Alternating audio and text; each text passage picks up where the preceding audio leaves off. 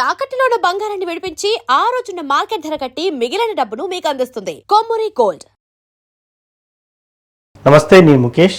ఈరోజు మనతో పాటు ఉన్నారు పంచముఖ హనుమత్ ఉపాసకులు శ్రీ మాడుగుల శివప్రసాద్ గురూజీ గారు.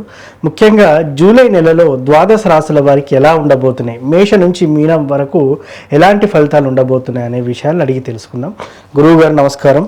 ఆశీర్వచనం. కర్కాటక రాశి వారికి జూలై నెలలో ఎలాంటి ఫలితాలు ఉండబోతున్నాయి? ముఖ్యంగా రాజకీయ నాయకులకు కానివ్వండి, ఉద్యోగస్తులకు కానివ్వండి, విద్యార్థులకు కానివ్వండి, ఎలాంటి ఫలితాలు చూడబోతున్నారు? కర్కాటక రాశి వాళ్ళు గురువు యొక్క అనుగ్రహం అక్కడే ఉండేటువంటి దానివల్ల, ఉచ్చస్థానంలో ఉండేటువంటి దాని వలన కర్కాటక లగ్న జాతకులు కానీ కర్కాటక రాశి వాళ్ళకైనా కూడా అద్భుతమైనటువంటి ఫలితాలు ఉన్నాయి. మానసికంగా దృఢముగా నాకు ఇది కావాలి, నేను ఇదే చేసుకోగలను, ఇది తప్ప ఇంకొకటి చెయ్యను అనేటువంటి దృఢ సంకల్పముతో ముందుకు వెళతారు. ఖచ్చితముగా ఎప్పటి నుంచో కావాల్సినటువంటి పనులు నెరవేర్చుకుంటారు. తల్లిదండ్రుల యొక్క అనుగ్రహము బాగా ఉంటుంది. మానసికంగా దృఢ సంకల్పముతో ముందడుగులు వేస్తారు. ధైర్యముగా సంపాదించుకుంటారు. కీలకమైనటువంటి నిర్ణయాలు తీసుకుంటారు. విద్యార్థులకు మంచి ఉత్తీర్ణత అనేటువంటిది ఉన్నది. మంచి మంచి ఫలితాలు సాధించి తీరతారు. గురువుల యొక్క అనుగ్రహము బాగా ఉంటుంది. దైవ సంబంధమైనటువంటి కార్యక్రమాలలో పాల్గొంటారు. తద్వారా దైవానుగ్రహము బాగా ఉంటుంది. కొత్త వాళ్ళ యొక్క పరిచయాలు ఏర్పడతాయి. తద్వారా ఒక మార్గం అనేటువంటిది వీళ్లకు దొరికి ముందుకు వెళ్ళేటువంటి ప్రయత్నాలు చేస్తారు. ఏదైనా సాయంకాలము పూట వీళ్ళ నిర్ణయాలు చాలా అద్భుతముగా ఉండబోతూ ఉన్నాయి. రాజకీయాలలో ఉండేటువంటి వాళ్ళ యొక్క మలుపు, కీలకమైనటువంటి మలుపు తిరగబోతున్నది ఈ మాసములో అని చెప్పవచ్చును. ఒక కొత్త ఒరవడికి మేలు చేసేటువంటి అవకాశముగా ఉన్నది. ఎందుకంటే దక్షిణాయనం అనేటువంటిది ప్రారంభం.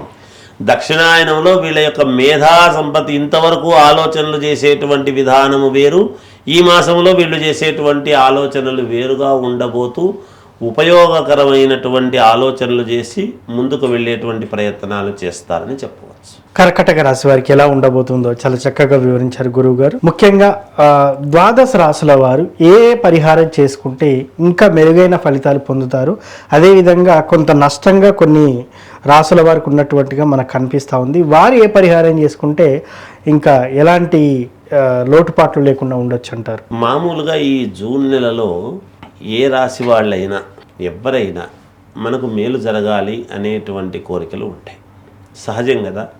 ఈ రాసులు అన్నీ కూడా మొత్తం 12 రాసుల వాళ్లకు కూడా ఈ ఒక్క రాశి, ఈ రాశి కాదు, ఈ రాశి కాదు అనేటువంటిది కాకుండా బాగున్న రాసులైనా, ఒకవేళ కొంచెం అటు ఇటు ఉన్న రాసులైనా, పూర్తిగా బాగలేని రాసులైనా, ఎవరైనా సరే సహజంగా ఏదో ఒక ఇది అయితే కావాలి కదా వాళ్ళకు జీవితంలో ముందుకు వెళ్ళటానికి.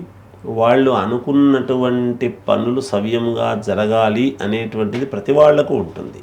ఏ పని మొదలుపెట్టినా ఈ కార్యము నాకు అనుకూలించాలి, ఈ పెళ్ళి కావాలి, ఉద్యోగం రావాలి, లేదా ఈ ప్రయాణం సాగాలి, లేదా నేను ఉన్నతమైనటువంటి స్థితికి వెళ్ళాలి, ఇలాంటి కోరికలే ఉంటాయి. ఇప్పుడు రాసుల ప్రకారముగా సహజంగా చూసినప్పుడు ఎవరికైనా అందరికీ ముందు అందరూ మనుషులం, ముందు మనకు అన్న కోరికలు అందరివి ఒకటే రకంగానే ఉంటాయి. ఏంటి వాళ్ళకు తగినటువంటి విధానముగా. అలాంటి వాళ్లకు ఈ జూలై మాసంలో వీళ్ళు చేసుకోవాల్సినటువంటి ప్రక్రియ, అద్భుతమైనటువంటి ప్రక్రియ ఒకటి చెప్తారు. ఎందుకంటే వాళ్ళకి అంతకంటే ఎక్కువ చేసుకోనక్కర్లేదు. ఓం ద్రాం దత్తాత్రేయాయ నమః అనేటువంటి మంత్రాన్ని చదువుకోవటం. ఈ మంత్రాన్ని చదువుతూ ఉన్నప్పుడు దత్తాత్రేయ స్వామి స్వరూపాన్ని మనం సెల్ ఫోన్లు ప్రతి వాళ్లకు ఉంటాయి. అవును, మనం అదే పనిగా ఫోటో తెచ్చి పెట్టుకోవాల్సినటువంటి అవసరం కానీ ఇంకోటి కానీ ఏమక్కర్లేదు. ఒక్కసారి ఆ సెల్ ఫోన్లో దత్తాత్రేయ స్వామి ఫోటో చూసి ఓం ద్రాం దత్తాత్రేయాయ నమః అనేటువంటి దీన్ని 11 సార్లు ఉచ్చరించుకోవటం.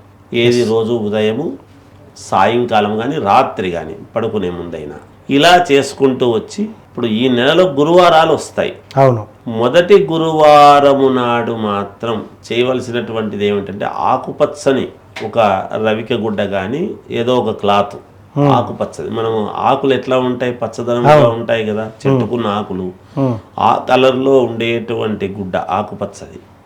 ఆ ఆకుపచ్చని గుడ్డ తీసుకొని ఈ అటుకులు ఎస్. ఒక 3 పిరికెళ్ళు అటుకులు కొన్ని బియ్యము, 1 పిరికెడు బియ్యము, 3 పిరికెళ్ళు అటుకులు, 1 పిరికెడు బియ్యము అందులో వేసి ఒక గుడం అంటే బెల్లం ఉడక బెల్లము ఒక ఉడకలాగా కొద్దిగా తీసుకుని చిన్న ఉంట బెల్లపు ఉంట అందులో వేసి ఒక రూక కూడా కాయను కూడా వేసి మూట కట్టేసేయటం. ఓకే.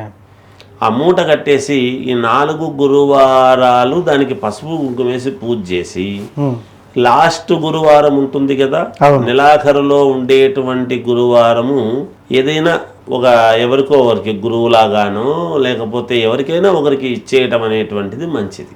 ఎస్. దాంతోపాటి 1 కిలో బియ్యం, ఏదో ఇది ఇచ్చినాము కదా అదే చాలే అని అనుకోకుండా 1 కిలో బియ్యం దానం చేస్తే పరిపూర్ణముగా సర్వదోషాలు పోవటానికి అనుకూలం. అది లాస్ట్లో చేయాల్సినటువంటి పని. లేదు మొదటి వారమే చేస్తాము అని అనుకుంటే ఈ 3-4 వారాలు ఇది చెయ్యాలి కదా, ఆ మూటకు ఒక పసుపు కుంకుమ అనేది వేయాలి. వేసి అప్పుడు చేస్తే దాని యొక్క మేలు సంపూర్ణం జరుగుతుంది. ఆ మూటకు వేస్తూ ఉండేటువంటి దాని వలన పరిహారం కొంత పోతూ వస్తుంది. చివరిలో పూర్తిగా పోవటం అనేది జరుగుతుంది. అన్ని పనులు జరుగుతాయి, అనుకున్న పనులు నెరవేరుతాయి గాక. ఇది దాని యొక్క సారాంశం. మొత్తానికి ద్వాదశ రాశుల వారు ఏ పరిహారం చేసుకుంటే బాగుంటుందని చాలా చక్కగా చెప్పారు సార్. ధన్యవాదాలు. జయోస్తు.